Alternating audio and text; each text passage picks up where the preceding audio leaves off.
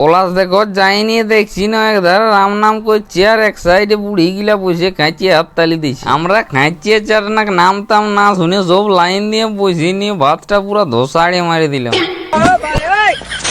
খাইয়ে নিয়ে ছিঁড়ি জামা পরে বেরিয়ে দিলাম গোয়াল তোড়, কারণ আজকে নাকি চুমকি রানী ঝুম উঠেছে, তাই সব বাল্টা গিলা মোটর সাইকেল বাইর করে নিয়ে বেরিয়ে দিলাম। গোয়াল তোড় আসিনি দেখছি না, শুধু মাথায় দেখাচ্ছে মানুষের।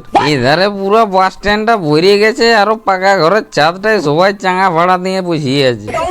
এদের এই অনুষ্ঠানটা বাসন্তী পূজা উপলক্ষে হচ্ছে। তারপর একটা পান খাই নিয়ে পুরো চাংড়া ফাটা ঝুমুর দেখতে লাগিয়ে গেলাম।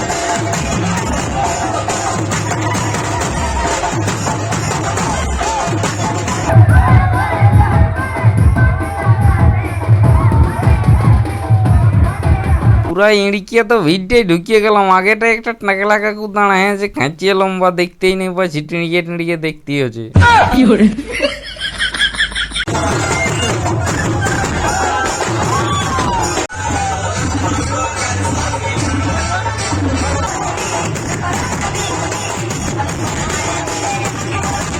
এধারে ভালো এই মাই ছেনা গেলে স্টেজে সাইডে খাঁচিয়ে চুড়পিছে, আর আমার ভাগনা খাঁচিয়ে আড়ে আড়ে ভালছে।